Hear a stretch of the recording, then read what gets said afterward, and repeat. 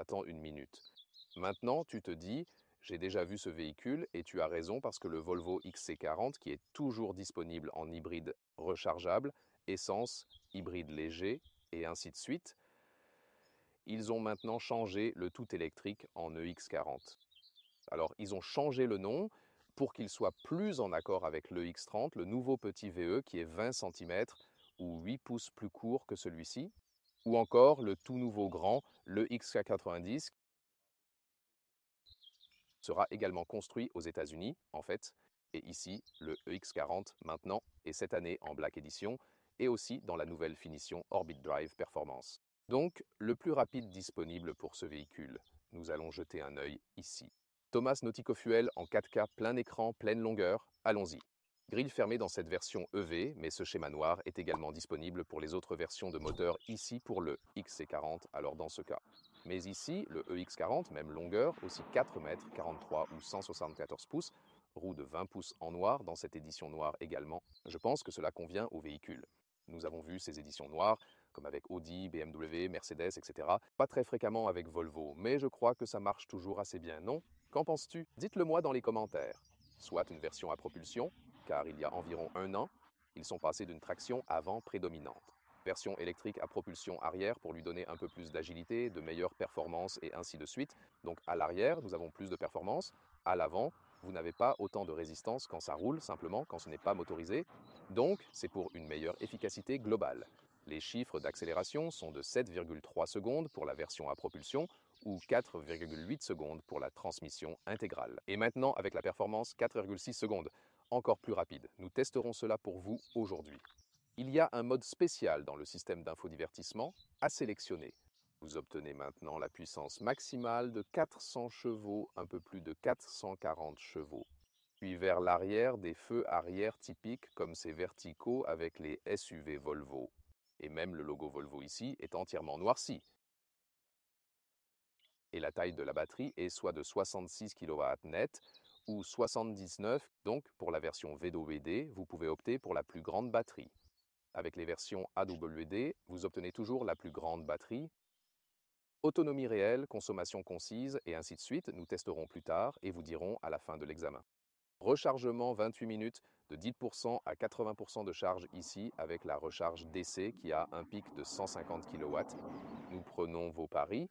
Y a-t-il un franc ou pas? Ah, oui, il y en a un, haut avec un joli feutre à l'intérieur. Les phares ici d'ailleurs, design LED Southhammer, aussi des lumières pixels. Voici la technologie LED Matrix. Notons aussi que la version électrique reçoit une mise à jour exclusive pour l'amortissement sélectif de fréquence. Cela signifie que quand c'est normal, comme une route droite ou de longues vagues, la suspension est plutôt rigide. Mais quand vous avez des impacts rapides, comme des nids de poules ou des pavés, alors la suspension devient un peu plus souple. Donc c'est passivement adaptatif. Vous ne pouvez pas changer le mode de conduite et puis il réagit ou quelque chose comme ça. Ce serait une suspension adaptative active. Pourquoi? Cela a ajouté du poids. Alors ils ont dit, nous voulons garder le même niveau de confort et de sportivité en même temps, aussi pour la version électrique qui a plus de poids. Et nous verrons en conduisant si cela fonctionne. Assez léger. Et puis, je dirais, d'accord, rien de vraiment spécial et particulier, pas mal. Mais aussi, oh, l'arrière est en fait meilleur, l'arrière est bien. Et ici en bas, c'est vraiment cool. Regarde ça. Tu sais, ça couvre toute la partie inférieure. C'est pourquoi l'intérieur devrait aussi rester propre. Et aussi, en parlant de l'intérieur des portes, ici, tout le revêtement feutré à l'intérieur. J'aime vraiment ce style ici, vraiment cool. Et aussi ici, vous avez ces éléments tridimensionnels. Et une touche douce ensuite sur la partie supérieure. Et ici, pour votre coude, système audio Harman Kardon en option ou dans les finitions supérieures. Le volant est sans produits animaux. Ils utilisent des matériaux alternatifs agréables. Ces sièges sont en microfibre, exempts de produits animaux. Différents styles sont disponibles. Vous pouvez obtenir par exemple du simili-cuir.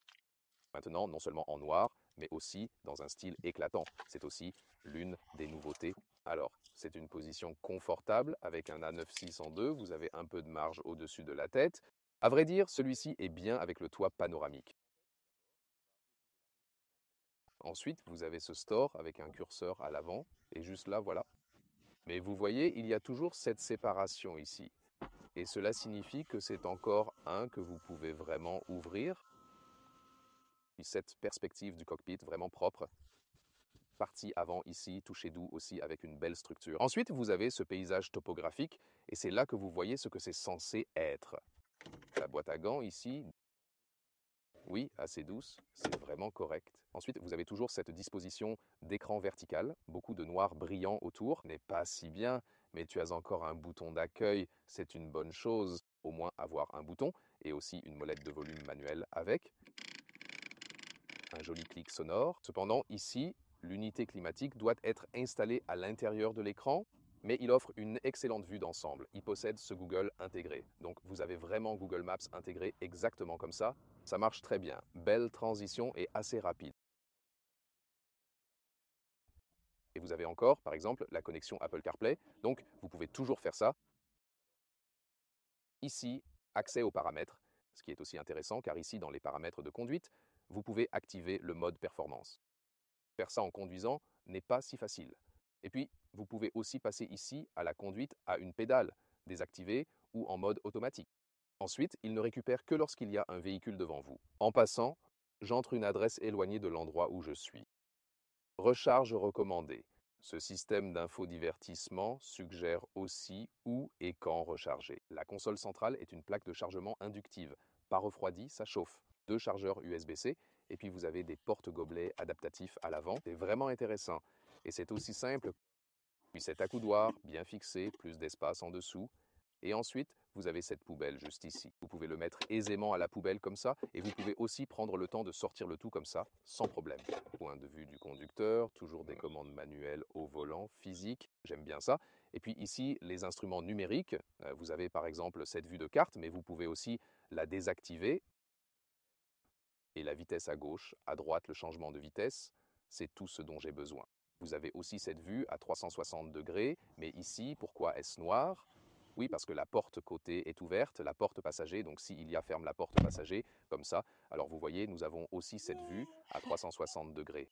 Quand même, c'est un peu petit. D'habitude, je préfère la caméra de recul arrière, comme ça on voit vraiment quand on touche quelque chose à l'arrière. Les sièges arrière, la porte ne s'ouvre pas trop, donc pour sièges enfants, mais ici, une belle structure élégante et aussi une touche douce, et aussi un joli revêtement feutré. Donc j'aime bien ça. Les sièges eux-mêmes sont-ils un peu réglables? Ici, vous pouvez seulement les déverrouiller, c'est tout, mais le truc cool, c'est que ici, je suis sûr que vous avez déjà vu ça ici. Celui-ci descend finalement, puis quand vous appuyez sur celui-ci ici comme ça se plie comme ça et c'est vraiment très cool. Peu de place pour les jambes, mais ce n'est pas un gros véhicule. En termes de hauteur, avec 189, 602, ça fonctionne. Et ici, dans la partie centrale, c'est encore plus ou moins correct, mais avec les genoux, ça devient un problème. Alors plutôt pour les adultes, et ici au milieu, il y a aussi des porte-gobelets adaptatifs. Isofix ici pour chaque siège arrière extérieur, et le siège avant n'a pas seulement une attache supérieure, mais aussi Isofix ici à l'avant sur le siège passager. Cette couleur noire ici, au fait, s'appelle noir onyx, et vous pouvez aussi l'obtenir sans tout le pack noir si cela fait peut-être trop pour votre coffre ou mal. 1 mètre ou 40 pouces de largeur et la longueur est d'environ 90 cm ou 35 pouces. Donc c'est vraiment très fonctionnel et très pratique, voyez-le ici avec les bagages. Ensuite, c'est une couverture de protection sur le dessus. En dessous, il y a une autre couverture protectrice. Ouais, peu importe. Vous n'êtes pas obligé de l'utiliser. Vous pourriez ranger un câble de recharge si vous ne voulez pas. Et là, celui-ci, tu peux aussi le mettre en demi-séparé ou quelque chose. Alors, ouais, peut-être mettre un sac à dos là-dedans. C'est aussi possible comme ça. Pour rabattre le siège, impossible de les libérer depuis le coffre. Voilà. Et puis, c'est comme un partage 1, 3, 2, 3. Mais ici, ça devient tout plat. À côté de ce spacieux coffre de 410 litres, il y a de la place pour tout. Vous pouvez appuyer sur un bouton et obtenir un crochet de remorquage, même dans la version électrique à 4 roues motrices, avec un maximum de 1,8 tonnes.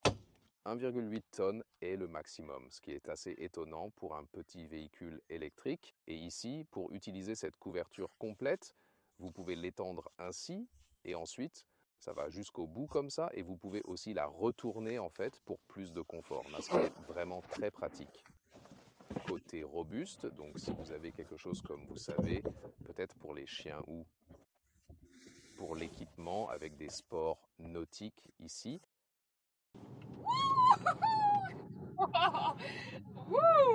C'était 40 à 80 en fait. Waouh, c'est allé très vite, donc cette amélioration des performances, effectivement. Ça a vraiment du sens, oui.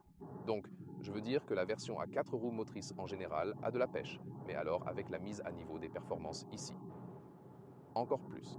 Et oui, tu sens que le moteur électrique arrière, il est encore un peu plus puissant, mais comme le moteur électrique avant avec la mise à niveau des performances est celui qui a le boost supplémentaire en comparaison avec la version pure à 4 roues motrices. C'est aussi un peu plus équilibré d'une manière complexe, tu sais, si tu vois ce que je veux dire. Mais ensuite, quand vous courez droit comme ici et que vous n'utilisez pas beaucoup d'accélération, alors l'avant n'est tout simplement pas assez alimenté pour fonctionner efficacement. C'est comme si ça fonctionnait mais sans trop de résistance. Volvo dit que ça n'ajoute pas à la consommation ni à l'usure des pièces, garantissant une efficacité optimale. On verra ça plus tard. Mais la plupart du temps, le moteur électrique arrière n'est utilisé que si vous appuyez vraiment fort. Et en effet, quand j'accélère, vous sentez plus les performances. Donc quand on le teste ici en mode standard. C'est aussi très puissant, encore une fois, mode performance. Oui, c'est un peu plus, définitivement. Je veux dire, c'est puissant dans les deux situations. Peut-être que vous l'avez vu ici depuis la caméra, comme l'avant se lève vraiment. Là, vous voyez que la suspension n'est en fait pas réglée sur la note la plus rigide. Ce système d'amortissement adaptatif marche. Donc, avec des roues de 20 pouces, on a un bon confort ici. Donc j'aime vraiment ça. C'est seulement ici avec les modes. Je veux dire, quand je suis dans le menu principal pour accéder à la sélection des modes de conduite ici, celui dans la partie inférieure. Conduite, puis standard ou performance. Et faire ça en conduisant n'est pas idéal. La plupart du temps, je le mettrai en mode standard, c'est tout. Et puis récupération dans la partie inférieure. Alors, soit vous levez totalement le pied de l'accélérateur pour ralentir, ou la pédale d'accélérateur, juste en roulant, sauf si vous utilisez la pédale de frein pour la récupération. Sinon, mettez-le sur ON. Ensuite, en levant le pied de l'accélérateur, la récupération se fait immédiatement. Et une sensation de conduite à pédale unique, donc elle réduit aussi la vitesse jusqu'à 0. Ou aller en auto, et puis le truc, c'est que quand je laisse mon pied ici, ça roule simplement. D'une part, c'est une chose pratique, d'autre part, c'est moins prévisible. Pour moi, j'aime toujours que la voiture soit extrêmement prévisible dans ce qu'elle fait, que je sache à l'avance comment la voiture réagira dans chaque situation. Et pour cela, ensemble, avec le passager, où vous ne devez pas appliquer trop de force G, surtout dans le véhicule électrique, je pense que je préférerais conduire en mode off, car cela se rapproche d'une sensation de conduite plus douce. Je peux enfin régler moi-même très précisément la récupération avec la pédale de frein. Tous ces modes ont des avantages et des inconvénients. À la fin de la journée, c'est juste une question de savoir lequel vous préférez. Conduite sur autoroute. Donc ici, c'est autour de 80 km à l'heure, bien que l'asphalte soit peut-être un peu rugueux. Je trouve que ce n'est pas très silencieux à l'intérieur. Donc ici, certaines comparaisons sont plus silencieuses. Aussi, quand la voiture dépasse, c'est agréable. Il y a une excellente intégration là-bas du côté du système d'assistance, mais je trouve que c'est en fait assez bruyant pour l'installation. Et aussi ici, les systèmes d'assistance. Activer l'assistant de maintien de voie actif, et voilà. Parfois, je trouve que les mouvements de direction de l'assistant de maintien de voie actif sont un peu trop agités. Cela semble légèrement artificiel ici, par exemple. Donc là aussi, certains des concurrents sont vraiment un peu moins naturels. Tiens le volant, mais il faut aussi appliquer un mouvement ferme et constant au volant, sinon ça ne marche pas du tout comme prévu. Donc je dirais que c'est correct, mais les systèmes d'assistance ne sont pas encore parfaits et il y a encore beaucoup de travail à faire. Voyons-le ainsi. Cependant, dans la plupart des cas, ça fait le travail. Ce qui est vraiment cool, c'est que vous pouvez facilement désactiver l'avertissement de limite de vitesse. Donc, si vous savez commencer à dépasser de seulement 1 km, juste un clic à gauche avec le pouce gauche. Limite désactivée indiquée clairement dans le système, c'est donc très facile à désactiver. Donc j'aime cette interface utilisateur direct pour ça. Et d'ailleurs, lorsque vous actionnez le clignotant, le moniteur d'angle mort clignote également pour vous donner une précieuse information supplémentaire, vous avertissant ainsi d'un éventuel danger proche. Alors c'est en fait plutôt bien.